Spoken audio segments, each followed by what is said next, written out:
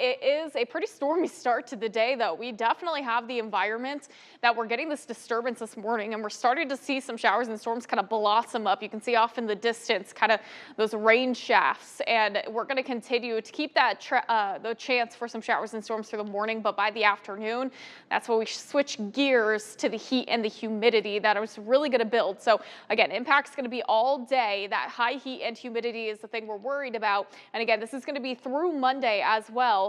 You're going to need plenty of water, try to take frequent breaks, dress accordingly, or just enjoy the air conditioning. That's what I'm planning on doing for today.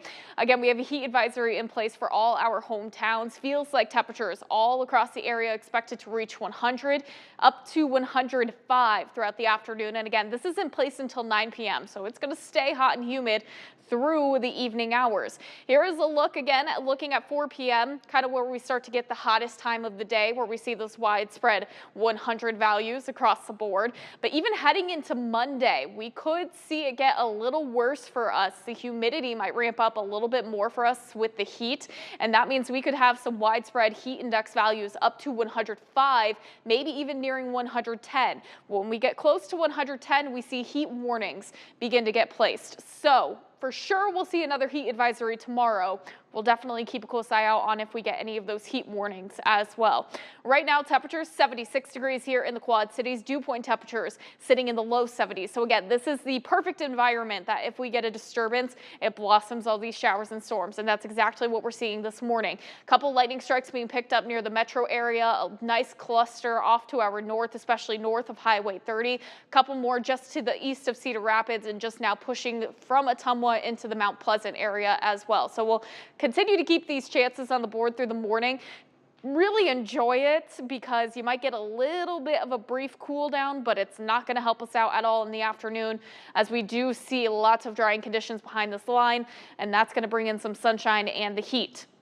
Again, we do see a level 1 out of 5 threat for areas from Muscatine to Kewanee, just near Galesburg, for the rest of our hometowns. This is to account for probably what's happening this morning, but also could see a brief chance as we head into the evening hours. Again, the environment is just really unstable with these hot and humid conditions, and that's exactly what we see going into Monday. Monday, we have a level 2 out of 5 threat stretching from Muscatine, Kewanee, and north, mainly for damaging winds and the threat for heavy rainfall. Can't rule out the possibility, though, for a tornado or some hail for tomorrow night either. Highs today, though, going to be in the low 90s. Regardless, though, it's going to feel a lot hotter. Should see some breezy winds, so hopefully that does offer a little bit of relief from the heat if you have to be outside. As we get into tonight, we see another complex that wants to push through northern Illinois. Could clip just past some of our Illinois hometowns, so that's why we'll keep that chance for a spotty storm going into tonight. Most of us stay dry, though, and we stay warm overnight with lows in the mid-70s.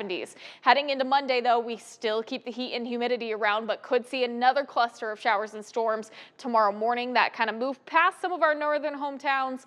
But by the afternoon, again, looks like a mix of sun and clouds and lots of heat and humidity. It won't be until later tomorrow evening that we track in that chance for some showers and storms. So looking at around 6, 7 o'clock, we do start to see this cold front begin to push through. This is going to be a slow moving front, which is not the best case scenario, especially in terms of rainfall amounts. When you get this slow moving front and you have a really moist atmosphere, it just taps into it, continues to blossom, and could bring in some pretty heavy downpours with it as well. So that's going to be a concern. Luckily, though, not too concerning for those river levels. I checked the river levels this morning. Still expected to fall below major flood stage by the middle of the upcoming week. Real quick, let's look at the future track rainfall, as we could see a potential of 1 to 2 inches, especially near Highway 30 and south by the time we finish things off Wednesday morning. Looking at your 8-day tracker, we are going to see that weather impact alert in effect for today and tomorrow for the heat and humidity, as well as the storms heading into Monday evening. And then the rest of the week, nothing to worry about. We get some nice relief. Even checking out those overnight lows from Wednesday night and Thursday night, we could be in the 50s.